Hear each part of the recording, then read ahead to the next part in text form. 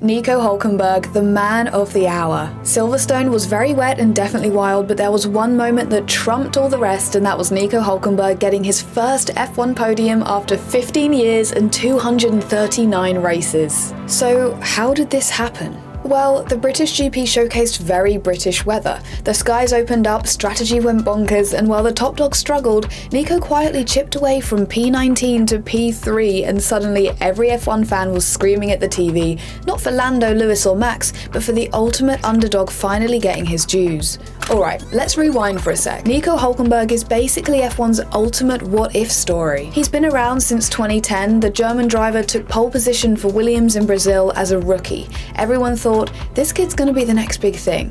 Fast forward 15 years, no wins, no podiums, just heartbreak. When Nico arrived in F1 in 2010, he was hot property. He'd smashed the Junior Series, he'd won the A1 GP title for Germany, took the Formula 3 Euro Series, and absolutely dominated GP2.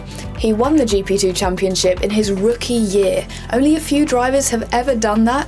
Lewis Hamilton, Nico Rosberg, good company, right? He even won Le Mans in 2015 with Porsche. On his debut, one of the biggest endurance races in the world. He shows up, takes the trophy home, no big deal. But back in F1, there was only heartbreak.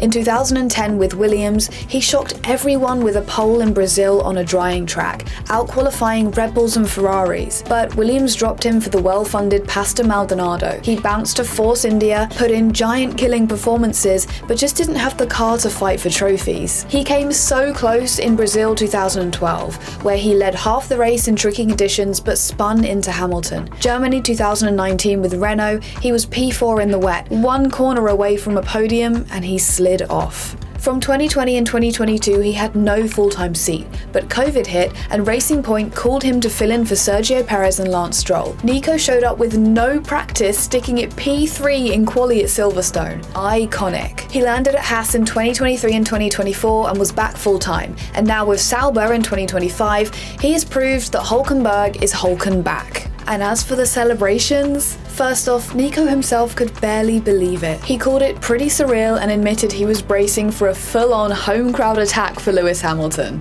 But as he put it, sorry guys, it's also my day. Nico's daughter Naomi and wife Eglay cheered him on from home, screaming at the sight of him on the podium. Even a Lego brick trophy couldn't ruin the moment, with Nico saying, "My daughter can play with it. A bit of silver or gold would have been nice, but I won't complain." There were absolute scenes in the Sauber garage and hospitality as the team drenched each other in champagne and beer gifted to them by Aston Martin and Mercedes. How kind. But the best part? His fellow drivers acknowledging the well overdue achievement. Sauber teammate Gabriel Bortoleto was one of the first to congratulate him with a giant bear hug and telling him he absolutely deserved this moment. Oscar Piastri called it the highlight of the day. Fernando Alonso said he is one of the best drivers on the grid that never had the opportunity to have a proper car underneath. I'm very, very truly happy for him. Lewis Hamilton, who was narrowly beaten for a 12th straight home podium, still gave credit where credit was due. Third place felt within reach at times, but credit to Nico on his first podium. He drove a strong race. Even the reigning world champ Max Verstappen was stoked for his fellow racer, calling it a pretty special occasion and offering Hulkenberg a trip back home on his private jet to celebrate his first podium in F1. Now, although we're only halfway through the calendar, this will no doubt go down as the best F1 moment of 2025.